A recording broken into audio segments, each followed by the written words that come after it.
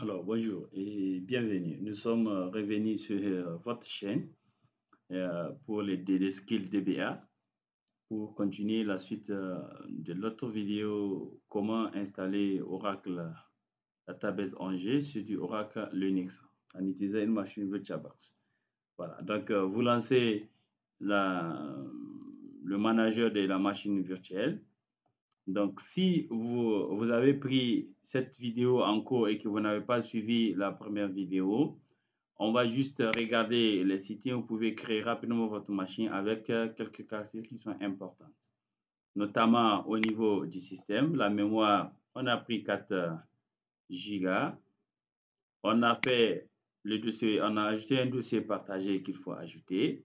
On a connecté l'ISO de Oracle Linux dans le contrôleur IDE.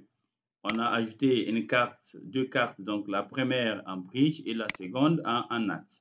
Bon, ici, le NAT, c'est pour permettre l'accès à l'Internet si on veut faire la mise à jour de certains paquets. Voilà, donc si c'est la première vidéo que vous regardez comme ça, essayez de créer rapidement votre machine pour pouvoir nous suivre pour la suite. Donc, nous allons dans cette vidéo installer Oracle Linux sur une machine virtuelle VirtualBox. Et voilà, donc OK. Donc on va démarrer la machine. Vous sélectionnez la machine, vous dites Start, donc démarrer.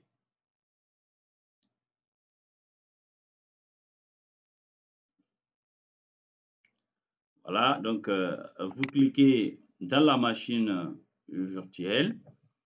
Il faut faire attention. À ce niveau, une fois que vous cliquez, le temps de bien paramétrer la machine virtuelle, et votre souris est capturée. Donc, il faut appuyer en même temps Alt, GR et CTRL pour lâcher souvent la souris si vous venez revenir naviguer entre la machine virtuelle et la machine haute. Donc, ici, vous cliquez dans la machine virtuelle et vous tapez Entrée.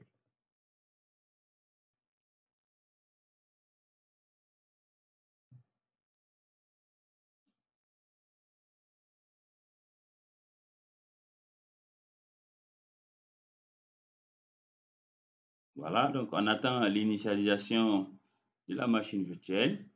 Voilà, une fois que vous êtes arrivé ici, avec tabulation, vous sélectionnez Skip pour ne pas passer au test du disque. Donc, vous faites Skip seulement, vous faites Entrée.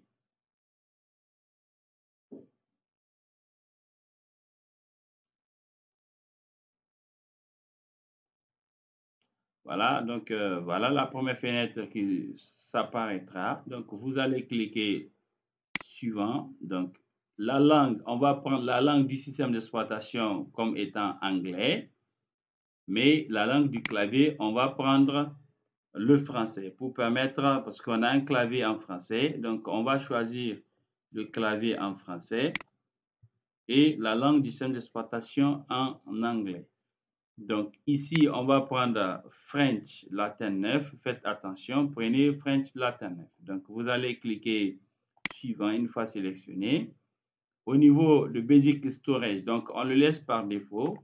Vous cliquez suivant. Voilà. Ici, on ne va pas, on clique sur, donc on ne va pas cliquer sur No Keep Any Data. On fait Yes Discard Any Data. Voilà, donc on arrive à une étape très importante dans l'installation du système d'exploitation, notamment le nom de l'hôte et la configuration réseau.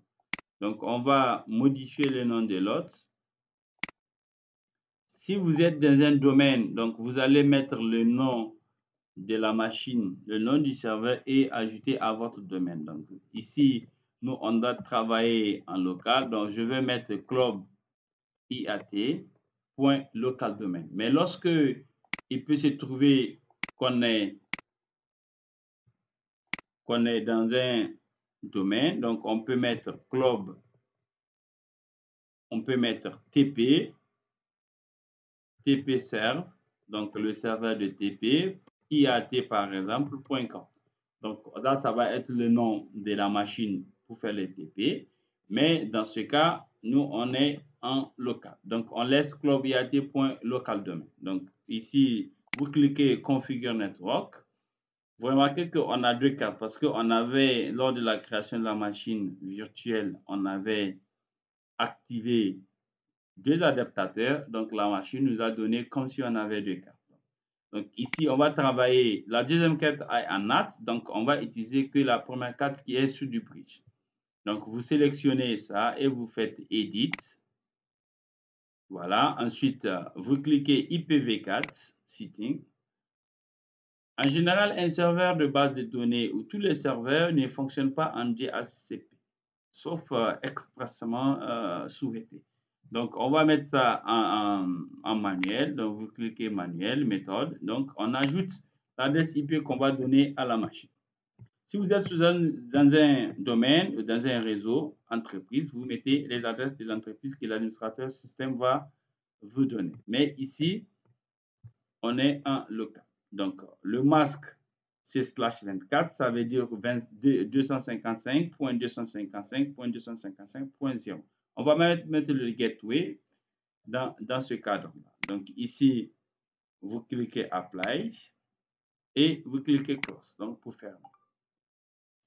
À ce niveau, c'est bon. Donc, on clique Next. Ici, c'est pour choisir le pays. Donc, en même temps, on aura la date et l'heure. Donc, on va essayer de positionner la souris au niveau du globe, là, juste au niveau de Niamey. Vous voyez ça. Donc, vous cliquez ici Niamey et on a Niamey qui est à ce niveau-là. Donc, vous faites Next. Voilà. Au niveau du password, donc, on va mettre Oracle comme mot de passe. Mais attention, le mot de passe est très simple. Lorsque vous êtes dans une base en production, il faut mettre les mots de passe avec des chiffres, des lettres et des caractères. Ça permet une grande sécurité. Oracle va nous dire que la complexité de mot de passe n'est pas respectée. Donc, ici, on va dire utiliser anyway, donc use anyway.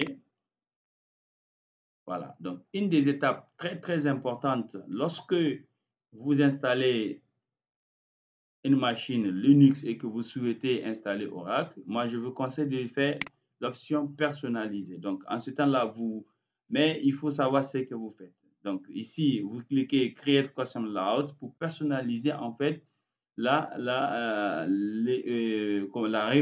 partition de votre disque vous-même, que de laisser la machine elle-même vous proposer une partition par défaut. Donc, vous cliquez Custom Layout, vous cliquez Next. Voilà, donc au niveau des free, on a deux partitions qui sont très importantes et obligatoires même pour l'installation d'Oracle Linux et tous les systèmes d'ailleurs Linux. Donc vous cliquez free, vous cliquez create. Donc on va créer ça en partition standard. Donc on va créer le /boot d'abord. Donc vous pouvez le choisir ici ou bien le saisir. Donc vous cliquez /boot. On va le laisser en tant que file système type XT4 qui est un format de fichier système. Sur Windows, on parle de NTFS ou bien de FAT32 souvent, mais que ici, on va utiliser XT4. Donc, au niveau de la taille, on va mettre 500, sinon les 200 peuvent être suffisants, mais dans le cas de CTP, nous prenons 500 mégas. Donc, on fixe ça et donc on met OK. On a la première partition. La seconde partition sera la partition swap qui est extrêmement importante pour l'installation d'Oracle. Et là, il faut savoir que le swap doit être 1.5 de la mémoire. Ça veut dire que si vous avez une mémoire de 4 Go, il faut avoir un swap d'au moins 5 à 6 Go. Si vous avez une mémoire de 2 Go et de 4 Go, alors le swap doit être autour de 3 Go. Donc, si vous choisissez 2 Go pour la machine, pour la base Oracle, il faut avoir un swap de 1.5, donc ça veut dire 3 Go. Donc, ici, on va choisir le swap à ce niveau et on va mettre, comme on a choisi 4 Go pour la mémoire physique de la machine virtuelle, donc on met 6 qui est approximativement 6 Go. Donc ici, on met OK. Maintenant, l'autre qui est extrêmement important, c'est la notion de LVM. c'est Logical Volume Manager, qui est vraiment une théorie qu'on ne va pas rentrer dedans, mais il faut toujours veiller à ce que l'installation d'Oracle soit sur une partition LVM, parce que c'est très important. Lorsque le disque va se remplir, c'est facile de pouvoir gérer les problèmes de stockage. Donc, on va cliquer LVM ici. Donc, on fait Fill to maximum size. Donc, on va prendre tout ce qui reste sur le disque comme étant un volume, un physical volume, donc un volume physique. C'est une théorie. Donc, si vous voulez aller plus en avant, regardez sur Google ou un autre moteur de recherche qui vous intéresse et pour voir c'est quoi LVM. Il y a toute une théorie là-dessus. Voilà. Donc, on va cliquer Fill to maximum.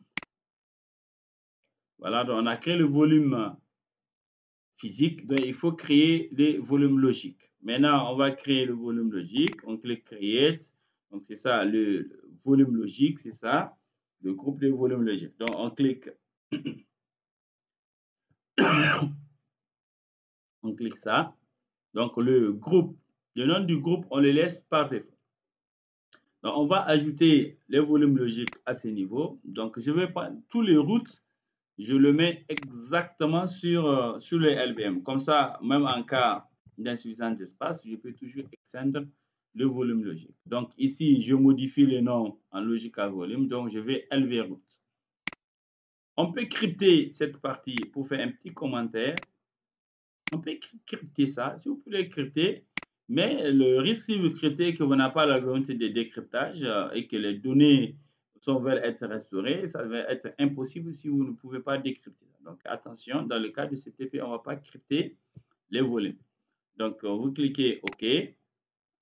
Voilà, donc on a déjà le boot qui est créé, le swap qui est créé et on a créé le groupe de volume, on a créé le volume logique. Voilà, donc la partition du disque est terminée. Donc on clique Next. Donc si on formate à ce niveau, on ne peut plus revenir en arrière. Donc attention, rassurez-vous que la partition elle est conforme à ce qui est affiché ici avant de dire formater. Parce que si vous dites formater, vous serez obligé de reprendre le processus qu'on vient de commencer. Donc, vous faites format. Dès qu'on dit write to disk, une fois qu'on a validé write to disk, là, c'est fini. Donc, vous cliquez write to disk. Les partitions sont en train d'être créées.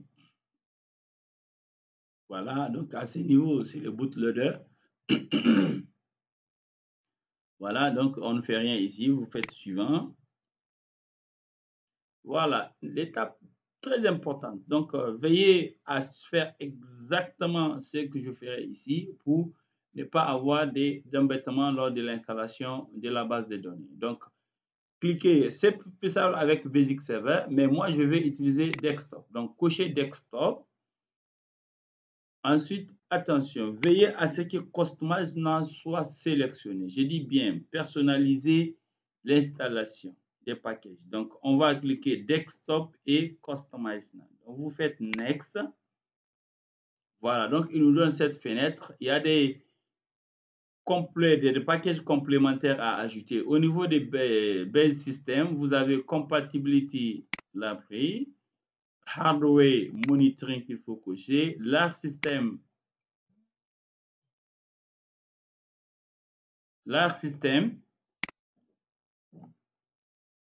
vous avez Performance Tool qu'il faut cocher. Donc, au niveau du serveur, c'est d'ailleurs la partie la plus importante pour moi. Donc, vous avez serveur, vous avez ici système administrateur. Attention, veillez à ce que ça soit sélectionné parce que ça vous facilite la vie à l'installation d'Oracle. Donc, système administration tool, vous faites option package. Il y a 3 paquets à ajouter qui sont importants. Le premier, le deuxième, le troisième. À partir de Oracle Cluster File System, vous avez Oracle RDBMS Server préinstallé. Donc, ce package-là, c'est lui qui installe toute la configuration nécessaire à l'installation d'Oracle, notamment la création de groupes des utilisateurs, la création de la modification du kernel pour pouvoir accepter Oracle. Ici, Oracle ASM, pour l'installation simple d'Oracle, on peut ne pas le cocher, mais celui qui souhaite apprendre à faire l'ASM, et il le coche. Donc, très souvent, moi, je coche ça. Donc, vous faites close, c'est sélectionné. Au niveau des desktops, tout est coché par défaut, ça nous intéresse déjà. Au niveau des développements, il y a deux packages à ajouter, Additional et Developmental. Donc, ici, vous avez, au niveau des Additional, vous faites Optional Package. Il y a un package important pour l'installation d'Oracle, Unix ODBC. Donc, vous cliquez Unix ODBC. Voilà, donc ça, c'est bon. Serveur, c'est OK. On a fait. Base système, c'est bon. Database, on n'a rien à ajouter. Mais si vous souhaitez avoir une base de données, bon, ça, pour le cas de CTP, ce n'est pas nécessaire. Mais dans le cadre de votre exercice, si vous souhaitez installer PostgreSQL, vous pouvez le faire.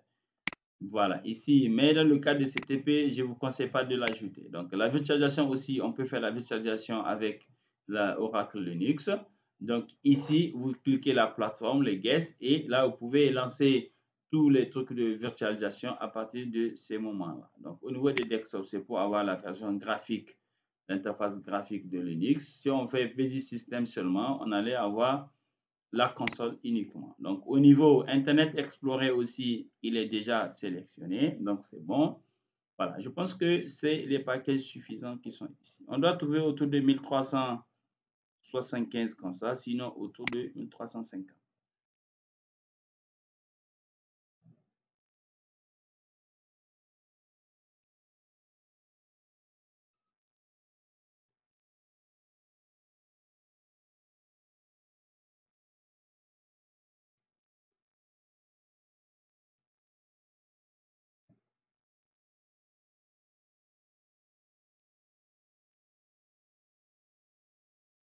Voilà, donc voilà ce que j'ai dit. Veillez à ce que ça soit 1375 packages. Ça peut prendre un peu de temps. Peut-être on ne va pas attendre.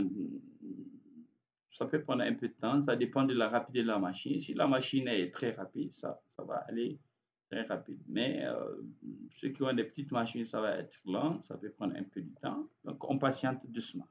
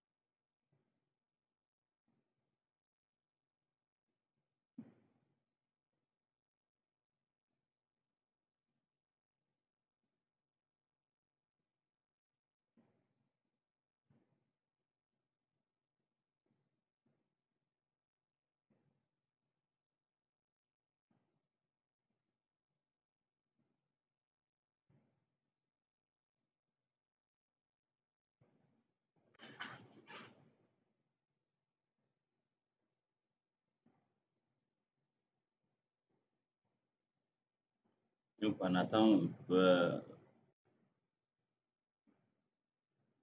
la finalisation de l'installation des paquetages.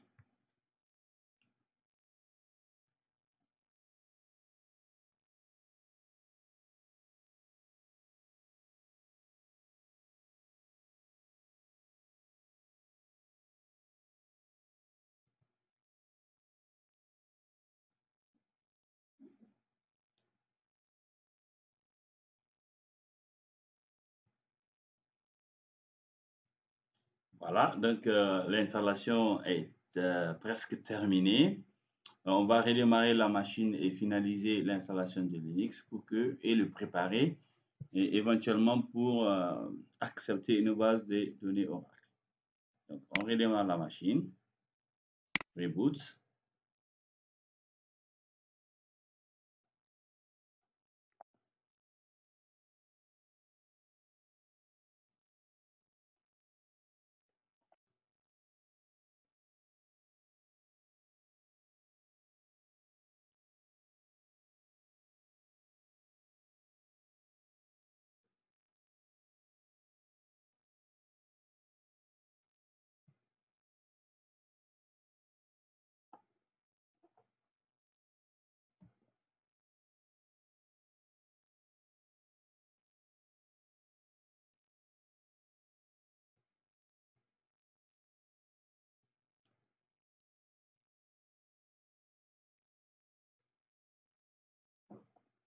Voilà, donc voilà la première page après le redémarrage de la machine.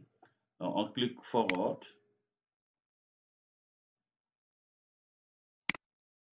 Voilà, donc vous acceptez la licence forcément parce que quand vous dites I do not agree, l'installation s'arrête. Donc vous faites Yes. Ici, c'est la mise à jour du système d'exploitation Linux. C'est lorsque vous avez un support avec Oracle que vous pouvez cocher l'enregistrement de votre installation. Comme ça, s'il y a des mises à jour, votre machine sera automatiquement à jour. Donc, dans notre cas, on va dire no et puis faire to register eleta type. Donc, vous cliquez no, il faut faire attention à cocher no. Donc, ensuite, ici, oui, on dit no, thanks, I will connect later. Donc, vous faites forward. Comme on a déjà installé Oracle préinstall, je vous ai montré ça à l'installation quand on cochait les packages. Donc, ici, on n'a pas besoin de créer l'utilisateur Oracle. Il est déjà créé grâce au package qu'on avait coché au niveau de serveur administration tools. Donc, ici, on va juste dire forward. La date, si la date n'est pas correcte, vous l'ajustez. Sinon, vous pouvez le faire après. Donc, vous faites forward. Le kdump, on ne va pas l'activer, donc on dit finished.